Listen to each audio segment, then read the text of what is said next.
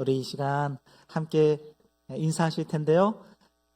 하나님이 사랑하십니다. 하나님이 기뻐하십니다. 서로 인사하시겠습니다. 엄마와 아들이 TV를 보고 있었는데요. 못생긴 남자가 등장을 한 겁니다. 그러자 아들이 그 모습을 보면서, 그 친구를 보면서, 야, 진짜 못생겼다. 야, 10달 동안 고생해서 낳은 아들이 저렇게 생겼다고 그러면, 야, 그 아들의 엄마는 정말 얼마나 속상할까. 그랬더니 엄마가 옆에서 그 아들을 물끄러미 쳐다보면서, 이제야 네가 내 마음을 좀 아는구나. 아들은 자기가 못생겼다는 걸 전혀 생각 못하는 것 같아요. 여러분, 자기 자신을 제대로 알지 못하면요, 결코 겸손해질 수 없습니다. 어느 목사님이 설교 중에, 여러분, 교만한 건 죄입니다. 교만하게 살지 맙시다. 교만한 죄를 회개합시다 라고 강조했습니다. 예배 후에 교인들과 인사를 나누시는데 어느 집사님이, 여집사님이 막 쫓아오시면서 얘기하는 거예요. 목사님, 오늘 은혜 많이 받았습니다. 목사님 말씀을 듣던 중에 저는 우리 교회에서 제가 제일 이쁘다고 생각해 왔는데 그게 얼마나 큰 교만이었는지 통회하며 자복했습니다. 그러자 목사님이, 집사님, 그건 교만의 죄가 아니고요, 착각의 죄입니다. 속으로만 얘기하셨답니다. 여러분, 자기 자신을 착각하며 살 때에도요, 절대 겸손해질 수 없습니다. 많은 사람들이요, 자기 자신이 누군지 잘 모르고 살아갑니다. 자신은 늘 주인공 같고 늘 주연이라고 생각하며 살아갈 때가 많더라는 거예요. 나는 항상 미인이고 항상 미남인 줄 착각하면서 살아갑니다. 그야말로 제 멋에 사는 세상에 살고 있는 거죠. 제 멋에 사는 세상에서 겸손하게 살아간다고 하는 것은요, 결코 쉬운 일이 아닙니다. 자신이 얼마나 큰 죄인이고 얼마나 추한 사람인지 정확히 알지 못하는 사람은요, 여전히 무지함 속에서, 착각 속에서 교만하게 살 수밖에 없더라는 거예요. 여러분, 겸손한 사람이 좋으세요? 교만한 사람이 좋으세요? 말하면 뭐예요? 겸손한 사람이 훨씬 좋지. 그렇다면 저와 여러분은 겸손한 사람이에요? 아니면 교만한 사람이에요? 우리 서로 인사 한번 합시다. 겸손한 사람 되십시다. 서로 인사하겠습니다. 성 어거스틴이라고 하는 거장에게 그 제자가 하루는 이렇게 물었습니다. 기독교의 최고의 덕목이 무엇입니까? 그러자 성 어거스틴이, 최고의 덕은 겸손이다. 아, 겸손이 참 중요하구나. 그럼 두 번째 중요한 덕목은 뭡니까? 그것 또한 겸손이다. 아니 스승님, 그러면 세 번째 중요한 덕목은 뭡니까? 그것도 겸손이다. 그만큼 이 겸손이라고 하는 것이 기독교의 덕목으로 너무너무 중요하다는 거예요. 왜요? 야고보서 4장 6절에 보니까 하나님이 교만한 자를 물리치시고 겸손한 자에게 은혜를 주신다 라고 그렇게 말씀하셨기 때문입니다. 여러분, 하나님은 겸손한 자에게 은혜를 베푸시는 분이십니다. 반대로 교만한 자는 물리치십니다. 처음에는 겸손했다가 교만해진 사람, 대표적으로 사울왕 같은 사람이죠. 처음에는 겸손했지만 훗날에 교만해지자 하나님이 그를 어떻게 했습니까? 그 은혜를 싹 다 거두어 가셨습니다. 반대로 교만했다가 겸손해진 사람들도 있죠. 삼손 같은 사람, 힘자랑하면서 너무 교만했다가 블레셋에 잡혀가서 괴로움을 당하다가 마지막에 하나님이 은혜를 부어주셔서 큰 일을 행하지 않습니까?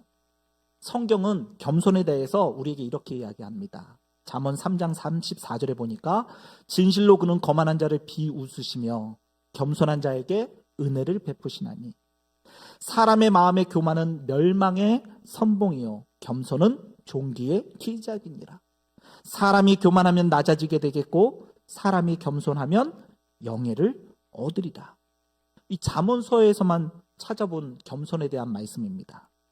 이것 외에도요, 성경 곳곳에 이 겸손에 대한 가르침들이 수없이 기록되어져 있습니다. 그만큼 겸손이라고 하는 덕목이 우리 그리스도인들에게 너무나 중요하다라는 거예요. 성경의 그 모든 겸손에 대한 가르침들을 저는 그냥 한마디로 이렇게 정의하고 싶습니다.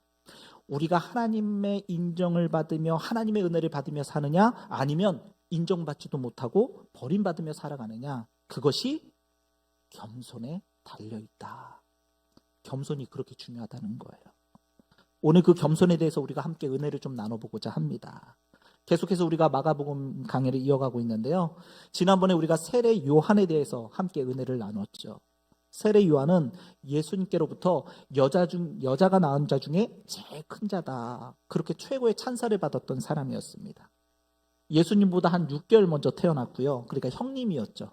선배였단 말이에요. 또 그 당시에 예수님보다 훨씬 더 영향력이 컸습니다. 예수님보다 훨씬 더 세상 사람들로부터 존경을 받았던 사람이었어요. 사람들로부터 야, 저 사람 정말 하나님의 사람이다 인정받았던 사람이었어요. 그 세례 요한이 회개 물세례를 베풀었을 때에 수많은 사람들이 요단강에 와서 자기 죄를 자복하며 그 회개 물세례를 받고자 했단 말이죠. 이러한 세례 요한이 오늘 말씀 바로 이전에 우리가 지난주에 살펴봤죠. 무엇이라고 예수님을 소개하느냐, 7절에 보니까 그가 전파하여 이르되 나보다 능력 많으신 이가 내 뒤에 오시나니 나는 굽혀 그의 신발끈을 풀기도 감당하지 못하겠노라. 세례 요한은 먼저 예수님에 대해서 나보다 능력이 많으신 분이라고 예수님을 높여드립니다. 그리고 그 다음에 말하죠. 나는 굽혀 그의 신발끈 풀기도 감당하지 못하겠노라. 여러분, 당시 이 신발끈은요, 종들이 푸는 거였습니다. 주인이 바깥에 외출했다가 돌아오면 딱 돌아오는 순간 종들이 딱 와서 무릎 꿇고 딱 신발끈을 푸는 거예요. 그런데 세례 요한이 고백하기를 그 신발끈을 푸는 그 종들보다도, 그 노예보다도 못한 존재입니다. 그런 의미가 담겨 있는 세례 요한의 고백이더라는 거죠. 이러한 고백 가운데 세례 요한의 위대함이 있는 겁니다. 예수님을 확 높이고요, 자신은 확 낮춥니다. 여러분, 이게 예배 아닙니까? 여러분, 예배가 뭐라고 생각하세요? 교회 나와서 그저 찬송 부르다가 말씀 듣고 기도하다가 아, 은혜 받았다. 여러분, 이게 예배입니까? 그냥 흥겹게 막 찬송 부르다가 좋은 이야기도 좀 듣고 내가 바라는 거 소리 질러가며 간구했다고 여러분, 그게 예배가 되는 겁니까? 그게 예배의 요소예요? 아니에요. 그건 예배의 요소가 아니에요. 우리 하나님이 정말 원하시는 건요, 예배 가운데 아, 하나님 정말 위대하십니다. 우리 예수님 정말 대단하십니다. 하나님 정말 살아계시네요. 우리 예수님 정말 살아 역사하셔서 나를 지키시고 보호하시고 인도하시고 주님 때문에 내가 승리할 수 있는 겁니다. 주님, 그 은혜가 너무나 큽니다. 너무나 좋습니다. 그 사랑이 너무나 놀랍습니다. 이렇게 예수님과 하나님을 확 높여드리고요, 그리고 그것으로 끝나는 것이 아니라 내 자신에 대해서는 겸손함으로 주님, 저는 죄인입니다. 죽을 수밖에 없는 죄인입니다. 부족한 사람입니다. 저는 주님의 신발끈을 풀기에도 부족한, 노예보다도 못한 그러한 존재입니다. 라고 자신을 확 낮출 때에 그것이 예배에 적절한 그러한 요소가 된다는 거예요. 세례 요한이 그 모습을 보여준 겁니다. 자기를 확 낮추고 예수님을 확 높이는 그 모습이 겸손의 모습이요, 예배의 모습인 줄로 믿습니다. 사랑하는 성도 여러분, 이 겸손함이 오늘 저와 여러분들에게도 있기를 간절히 소망합니다. 이 겸손함으로 하나님이 기뻐 받으실 만한 합당한 그러한 예배를 드릴 수 있는 저와 여러분들이 되시기를 주의 이름으로 축원합니다. 그런데 세례 요한보다 더 큰 겸손이 오늘 본문에 나와 있습니다. 오늘 본문은 우리 예수님께서 세례 요한에게 세례를 받는 그러한 장면이에요. 9절 말씀 보니까 그때에 예수께서 갈릴리 나사렛으로부터 와서 요단강에서 요한에게 세례를 받으시고, 우리 예수님 아직 본격적으로 사역을 시작하시기 전에 제일 먼저 뭐 했냐면 세례 요한을 찾아가셨습니다. 뭘 하기 위해서요? 세례를 받기 위해서. 지금 여러분, 세례 요한이 예수님을 찾아뵙고 예수님 세례를 좀 받으시죠? 이렇게 권하는 게 아니에요. 예수님이 직접 찾아오셔서 세례를 받으시겠다라고 스스로 자청하고 계시는 겁니다. 여러분 좀 이상하지 않아요? 우리 예수님 어떤 분이십니까? 하나님의 아들이십니다. 하나님의 아들은 죄 씻음 받을 이유가 있을까요? 없을까요? 없죠. 죄가 없는데. 죄가 없으신 분인데 왜 회개의 세례를 받으셔야 되겠습니까? 그런데 오늘 말씀해 보니까 그 죄 씻음을 상징하는 그 회개를 표징하는 그 세례, 그 물 세례를 예수님이 받으시겠다는 거예요. 직접 자처하면서 찾아오셨어요. 여러분 우리 예수님이 죄가 없음에도 불구하고 이 물 세례를 받으시려고 하는 자청하시는 이유가 뭡니까? 오늘 본문의 평행 본문인 마태복음 3장을 보면 우리가 알 수 있습니다. 마태복음 3장 13절에 보면 이렇게 기록되어 있어요. 이때 예수께서 갈릴리로부터 요단강에 이르러 요한에게 세례를 받으려 하시니 요한이 말려 이르되 내가 당신에게서 세례를 받아야 할 터인데 당신이 내게로 오시나이까. 예수께서 대답하여 이르시되 이제 허락하라. 우리가 이와 같이 하여 모든 의를 이루는 것이 합당하니라 하시니 이에 요한이 허락하는지라. 여러분 예수님이 세례를 받으러 오셨을 때 세례 요한도 처음에는 극구 사양했습니다. 제가 나아가서 제가 세례를 받아야지 어떻게 예수님이 나한테 나오십니까? 그렇게 사양을 했는데 예수님이 그에게 하신 말씀이 이제 허락해라. 우리가 이와 같이 하여 모든 의를 이루는 것이 합당하니라. 이 말씀을 듣고 더 이상 사양하지 않았어요. 사양할 수가 없었어요. 여기서 예수님은 자신이 요한으로부터 받는 그 세례를 받는 것이 모든 의를 이루는 것이라고 말씀하십니다. 다시 말해 죄 없으신 예수님이 한 인간 앞에서 회개의 세례를 받으시려고 하는 이유는 그것이 하나님의 의를 이루는 것이기 때문이라고 믿었다는 거예요. 이와 비교되는 말씀이 누가복음 7장 30절에 있습니다. 누가복음 7장 30절에 보시면 바리새인과 율법 교사들은 그의 세례를 받지 아니하므로 그들 자신을 위한 하나님의 뜻을 저버렸느니라. 여러분 당시 세례 요한은 하나님의 명령에 따라서 사람들에게 세례를 베푼 겁니다. 그에게 회개의 세례를 받는 것이 그 당시 하나님의 뜻이었다는 거예요. 하나님의 의였다는 거예요. 그런데도 불구하고 바리새인들과 율법 교사들은 그 세례를 거부했습니다. 받지 않았어요. 그래서 성경이 뭐라고 그들을 평가한다고요? 결국 그들은 하나님의 뜻을 저버린 사람들이라고 성경이 그렇게 기록하고 있습니다. 이에 반해서 예수님은 하나님의 그 뜻에 순종하셔서 세례 요한으로부터 세례를 받으셨습니다. 물론 예수님은 죄가 없으셨죠. 오히려 불세례, 성령 세례를 주셔야 할 분이셨습니다. 세례 요한보다도 더 큰 일을 감당하셔야 할 분이셨습니다. 세례 요한보다 더 위대하고 더 큰 존재였단 말이죠. 그럼에도 불구하고 예수님은 세례 요한 앞에 나아가 하나님의 뜻에 순종하여서 세례를 받으셨다는 거예요. 사랑하는 성도 여러분, 순종은 겸손으로부터 시작되는 겁니다. 겸손하지 않으면 절대 순종하지 않아요. 교만한 사람은요 절대 순종하는 삶을 살 수 없습니다. 마치 바리새인이나 율법 교사들처럼 세례 요한을 통해서 하나님의 의가 분명히 드러나고 있는데도 불구하고 겸손하지 못해서 그 뜻을 저버리는, 순종하지 않는 그런 사람이 될 수밖에 없다는 거예요. 아마도 그들은 이렇게 생각했을 거예요. 야, 내가 광야 가운데서 사는 저 세례 요한보다 내가 부족할 게 뭐냐? 쟤보다 내가 부족한 게 뭐야? 내가 쟤보다 돈이 없어? 내가 집이 없어? 내가 믿음이 없나? 율법을 내가 모르나? 내가 세례 요한보다 율법을 덜 지켰냐? 쟤보다 내가 기도 생활이 부족해? 11조 내는 것? 구제하는 것? 내가 세례 요한보다 도대체 못하는 게 뭐야? 난 결코 부족하지 않아.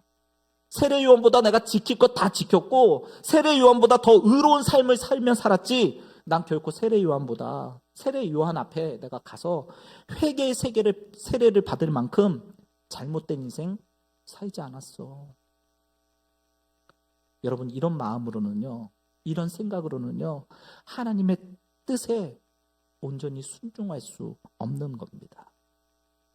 여러분, 겸손이라고 하는 건 나보다 부족한 사람일지라도 그 사람이 하나님의 뜻을 나타내며 하나님의 의를 가지고 사역을 감당하고 있다면 나 또한 그와 함께 겸손하게 그 하나님의 뜻 가운데 동참할 수 있어야 할 줄로 믿습니다. 그것이 겸손이에요. 예수님이 보여주셨던 겸손이 바로 그런 겁니다.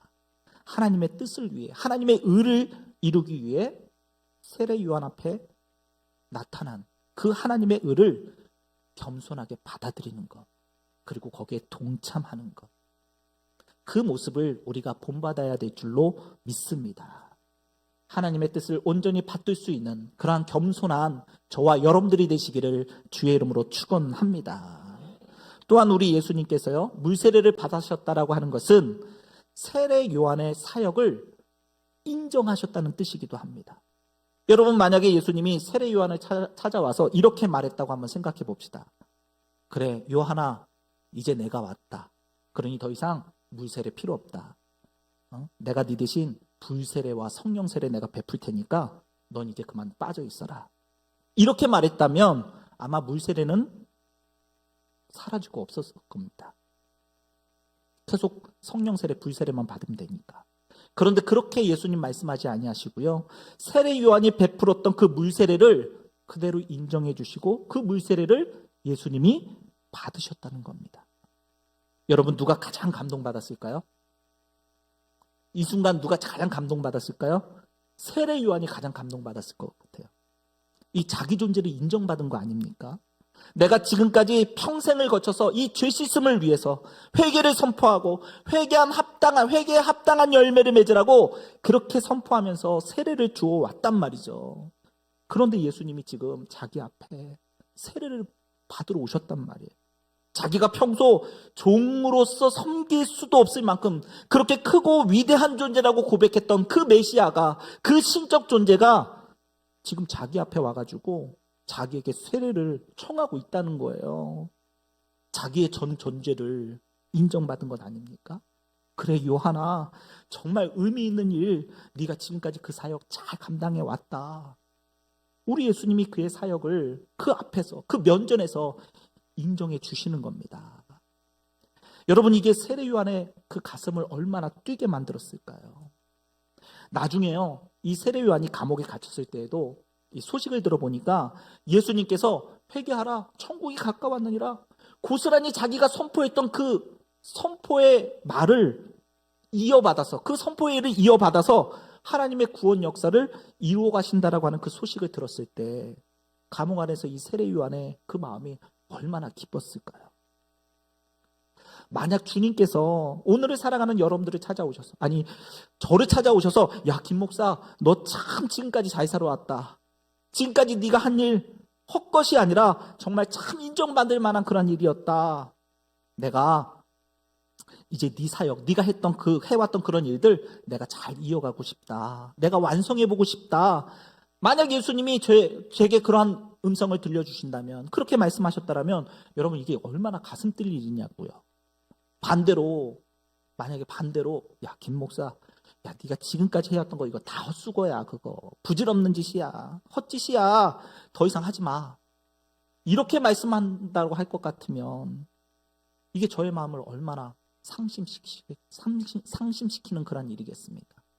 지금까지 내가 살아온 게 뭔가, 그런 생각 들지 않겠어요? 오늘 예수님께서는요, 탑쌓기를 하고 계시는 겁니다.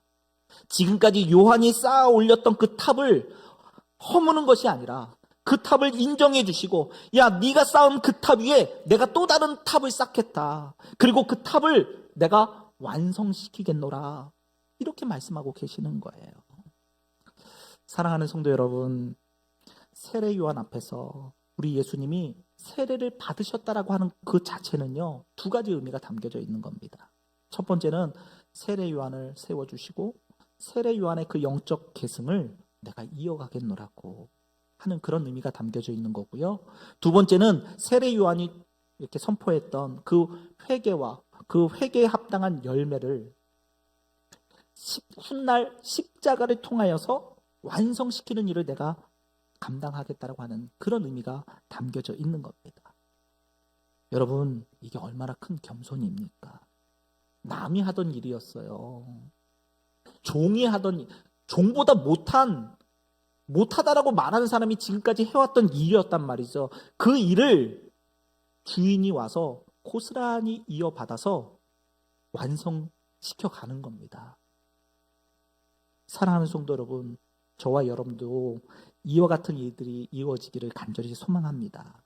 우리가 하는 모든 일들, 모든 사역들 가운데 예수님이 우리를 찾아와 주셔서 우리를 세워주시고 우리의 일 가운데 동참해 주시고 우리를 인정해 주시고 아멘 할 때까지 할 거니까요. 탑을 쌓아 주시고 친히 그 탑을 완성시켜 주시는 그런 역사가 있게 되시기를 주의 이름으로 축원합니다. 인류 최고의 겸손은요, 하나님의 아들 예수 그리스도께서 물세례를 받으시고 십자가에 죽으셨다는 거예요. 죄 없이 쓰인 하나님의 아들이 인간이 받아야 할 그 물세례를, 회개 세례를 받았다는 것, 그 자체가 겸손이고요. 인간이 짊어져야 할 그 십자가를 대신 지셨다고 하는 것, 이게 최고의 겸손인 줄 믿습니다. 신이라고 하는 존재가 이 땅 가운데 성육신하셔서 완전한 인간으로 오신 것만으로도 엄청난 겸손인데, 인간 앞에 서서 인간과 똑같이 회개 세례를 받으셨다라는 것, 그리고 인간이 하던, 종이 하던 그 사역을 이어받아서 하나님의 뜻을 이루어 가신 것은 더 엄청난 겸손인 줄 믿습니다. 사랑하는 성도 여러분, 예수님이 그렇게 겸손하셨다라면 우리도 그와 같이 겸손해야 되는 것 아니겠습니까? 저와 여러분들이 겸손해질 때에 하나님의 뜻이 이루어지는 역사가 있게 될 줄 믿습니다. 다른 사람을 인정해 줄 줄 아는 겸손, 그 사람의 일이 작은 일이라 할지라도 그 일이 하나님의 뜻이라면 함께 동참하여 그 일을 이루어갈 수 있는 그런 겸손함을 배워갈 수 있는 저와 여러분들이 되시기를 주의 이름으로 축원합니다. 가만히 보면요, 우리 세상 가운데 가만히 보면 겸손한 사람은 누굴 만날까요? 겸손한 사람을 만나더라고요. 뒤집어 보면 교만한 사람은 누굴 만나요? 교만한 사람을 만나더라고요. 그리고 교만한 사람과 교만한 사람이 만나서요, 서로 못 견뎌합니다. 왜요? 서로의 자화성을 보고 있기 때문에 그래요. 승질이 더러운 사람이 승질이 더러운 사람을 만나잖아요? 그럼 어때요? 둘이 엄청 싸워댑니다. 서로 승질이 더러우니까. 여러분, 이거 남 얘기 아니에요. 우리들의 이야기지. 참 이상하게도요, 겸손한 사람 곁에는 꼭 겸손한 사람들이 있더라고요. 그런 사람들이 모이더라고요. 그래서 다툼이 없단 말이죠. 그렇다면 여러분, 잘 살펴보셔야 돼요. 혹시 내 삶 가운데 다툼이 있거들랑 혹 내가 겸손한 사람이 아니라 교만한 사람이 아닌가? 여러분, 깊이 자기 자신을 성찰해 보셔야 됩니다. 내가 겸손해지면 내 주변의 사람도 겸손해지게 되어 있습니다. 이게 영적 영향력의 원리라는 거예요. 여러분, 우리 예수님은요, 예수님 자신이 먼저 겸손해지셨습니다. 예수님이 겸손하다 보니까 주변에 모여드는 사람들도 점점 겸손해집니다. 제자들을 한번 생각해 보세요. 처음에 그들 다 죄인이었고요. 막 터프하고 와일드하고요. 약삭 빠르고요. 야, 네가 크냐 내가 크냐 막 더 커지려고만 하고요. 서로 다투기나 하고요. 예수님이 이제 십자가 지시겠다고 하는데 지들은 그냥 막 다투고 있고. 그랬던 제자들이 예수님 곁에 있다 보니까, 예수님과 함께 더불어 살아가다 보니까 점점 더 변화되어져 가잖아요. 점점 더 겸손해지잖아요. 여러분, 우리도 마찬가지입니다. 우리도 예수님 모시고 예수님 곁에 살아가다 보면 겸손해질 수밖에 없어요. 예수님 닮아가게 돼 있다고요. 그런데 혹시라도 여러분 주변에 교만한 사람이 있다면, 우리 주변에 교만한 사람이 보여. 그러면 야, 너 너무 교만해. 이렇게 말하지 마시고요. 그 앞에서 내가 겸손해지면 되는 겁니다. 내가 먼저 겸손해지면 돼요. 그러면 그 사람도 막 처음에는 막 이렇게 저렇게 자기 자랑 막 하다가도 겸손한 그 사람을 보면서 야, 내가 너무 했나? 저 사람은 나하고 좀 다른데? 나도 겸손해져야 되나? 뭐 이런 생각이 들게 된다는 거예요. 내 겸손의 영향력이 다른 사람들에게 흘러가서 점점 더 서로 겸손해지는 그러한 역사가 이루어지게 되는 줄 믿습니다. 그리고 그 겸손해진 그 사람이 내 사람으로, 내 친구로, 내 주변의 사람으로 남게 되는 거예요. 저와 여러분들이 먼저 겸손해지는 그러한 귀한 은혜가 있으시기를 주의 이름으로 축복합니다. 계속해서 말씀을 보시면요, 예수님이 세례를 받으실 때 이게 나타나는 현상이 있었습니다. 10절 말씀에 보니까 우리 10절 말씀 우리 다 함께 봉독할까요? 곧 물에서 올라오실새 하늘이 갈라짐과 성령이 비둘기같이 자기에게 내려오심을 보시더니. 아멘. 어떤 현상이 나타났어요? 하늘이 열렸어요. 하늘이 갈라졌대요. 그 말은 하늘이 열렸다는 얘기예요. 그리고 그곳에 성령이 비둘기같이. 여러분, 비둘기의 상징이 뭐예요? 비둘기의 특징이 뭐죠? 평화죠. 평화. 다 알고 있어요. 왜 평화죠? 비둘기가 왜 평화를 상징해요? 비둘기는 공격성이 없어요. 다른 어떤 새를 어떤 것에 공격하지 않아요. 그래서 우리가 비둘기를 평화로 상징해요. 반대로 매는요, 매는 공격성이 굉장히 강하죠. 그래서 비둘기가 매라고 표현하잖아요. 비둘기는요, 평화를 상징해요. 근데 성령을 이야기하는데 비둘기같이 성령께서 임하셨다. 그 얘기는 뭐예요? 성령이 임하시면 어떤 모습이 나타난다? 평화의 모습이 나타난다. 성령이 임하시는데 막 거기에 다툼이 있고 막 쏘아붙이 이런 게 아니라고요. 성령이 임하시면 평화가 이루어져요. 우리 마정교회에 성령이 임하시면 평화가 이루어진다고. 우리 한 사람 한 사람의 삶 가운데 성령이 임하시면 어디 가든 여러분들은 평화를 이루어가고 평안케 하는 그런 영향력 있는 사람이 될 줄로 믿습니다. 예수님께서 겸손한 모습으로 물세례를 받으셨을 때에 성령이 비둘기같이 임했습니다. 우리 또한 겸손한 모습으로 살아갈 때에 성령이 비둘기같이 우리에게 임할 줄로 믿습니다. 그리고 평화와 구원의 역사가 부족한 나를 통하여서 이루어지는 역사가 있게 될 줄로 믿습니다. 겸손함으로, 더 겸손함으로 성령의 임재 속에서 살아가시는 저와 여러분들, 우리 모든 마정교회 가족들이 되시기를 주의 이름으로 축복합니다. 마지막으로 11절에 하늘로부터 소리가 나기를 너는 내 사랑하는 아들이라 내가 너를 기뻐하노라 하시니라. 이제 우리 예수님께서, 하나님께서 겸손하게 행하신 예수님을 확 높여주시면서 인정해 주시는 장면이 우리는 보게 됩니다. 여러분, 방금 전에 예수님께서 그 세례 요한의 겸손함 속에 그 세례 요한이 예수님으로부터 인정을 받잖아요. 그죠? 한 인간으로서 지금까지 해온 그 사역들을 다 인정받았단 말이죠.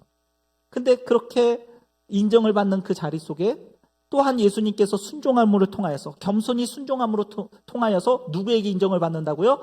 하나님께로부터 인정을 받는다고요. 하늘에서 음성이 들리는 가운데 너는 내 사랑하는 아들이라. 내가 너를 기뻐하노라. 하나님이 그렇게 높여주시더라는 거예요. 사랑하는 성도 여러분, 자기 자신을 낮추면 하나님이 높여주십니다. 이게 영적인 원리라는 거예요. 겸손한 예수님을 하나님이 친히 인정해 주셔요. 친히 높여주시더라는 거예요. 여러분, 하나님이 예수님에게만 그렇게 말씀하실까요? 아니요. 오늘을 살아가는 우리들에게도 똑같이 말씀하실 줄로 믿습니다.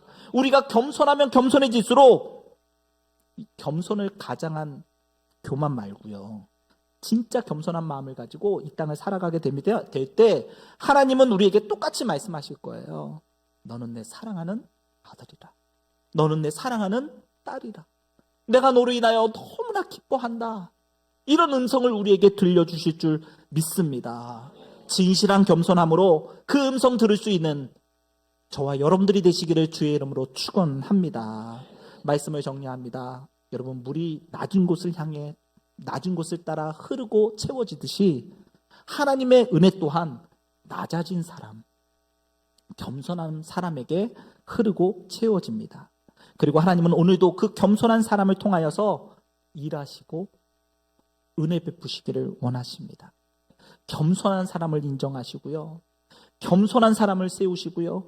겸손한 그 사람을 통해서 하나님의 의를, 그 뜻을 이루어 가시는 줄 믿습니다. 저는 우리 마정교회 모든 성도님들이 하나님께 인정받는 사람들 되기를 간절히 소원합니다.